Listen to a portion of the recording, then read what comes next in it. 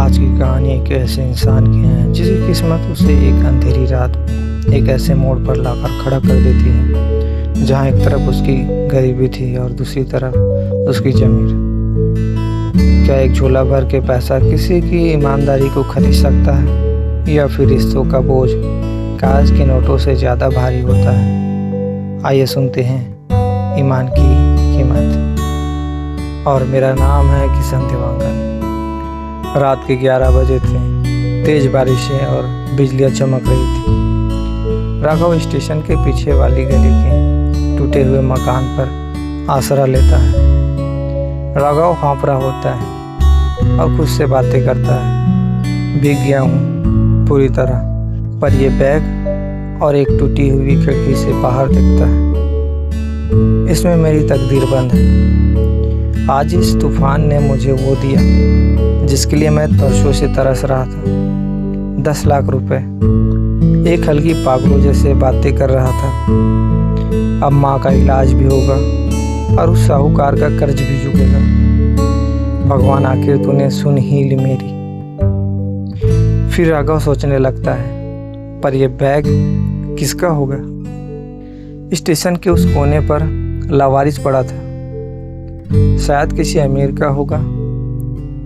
अमीरों के पास तो बहुत पैसे होते हैं, उन्हें 10 लाख से क्या फर्क पड़ेगा।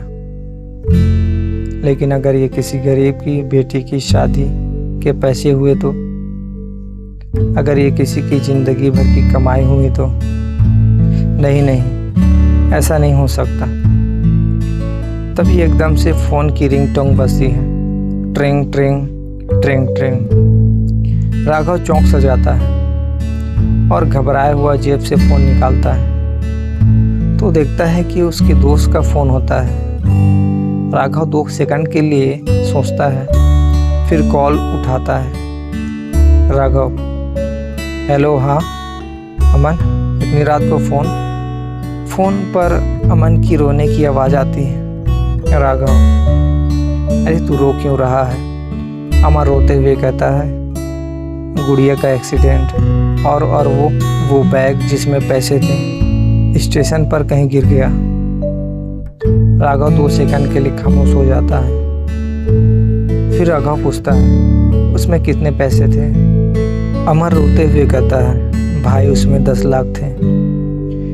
राघव के पैरों तले जमीन खिसक जाती है। राघव अपने मन से बातें करने लगता है, सब खत्म हो गया। हे ईश्वर, ये तूने मेरा इम्तिहान लिया था या फिर मुझे सजा दी है?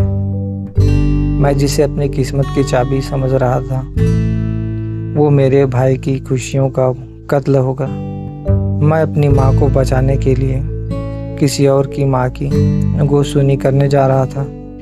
राघव कहता है, नहीं अमन, तू रो मत भाई, तू रो मत। चमत्कार होते हैं, सच में चमत्कार होते हैं। मैं भी अस्पताल आ रहा हूँ, बस तू अपनी हिम्मत मत हार। राघव फिर बैग पकड़ता है और अस्पताल की ओर तेजी से दौड़ते हुए जाता है।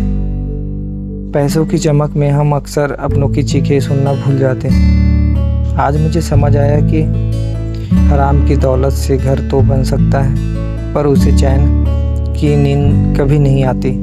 बारिश कम होता है। राघव अस्पताल पहुंचता है और फिर अमन के पास बैग रखता है। अमन एक टक राघव को देखता है और अमन पूछता है, तुझे ये बैग कहाँ मिला? रोते हुए। राघव, वो सब छोड़, पहले गुड़िया का इलाज करते हैं। अमन झट से राघव को गले लगा लेता है और रोने लगता है। राघव की आंख में आंसू आ जाते हैं और अमन को कस के गले लगा लेता है। फिर कुछ समय में गुड़िया का ऑपरेशन हो जाता है। तो दोस्तों, ये थी राघव की कहानी। अक्सर हम अपनी ज़रूरतों के आगे दूसरे के दर्द को भुला देते हैं, पर याद रखिएगा, वो पैसा कभी बरकत नहीं लाता जो किसी की आंखों से आंसू देकर कमाया गया हो। अगर आपको राघव का यह फैसला सही लगा और यह कहानी आपके दिल को छू गई तो इस वीडियो को लाइक ज़रूर करें। आपकी राय हमारे लिए बहुत कीमती है, तो कमेंट में हमें ज़रूर बताएं कि अगर आप राघव की जगह होते तो क्या करते। मिलते हैं हम एक नई कहानी की तरफ।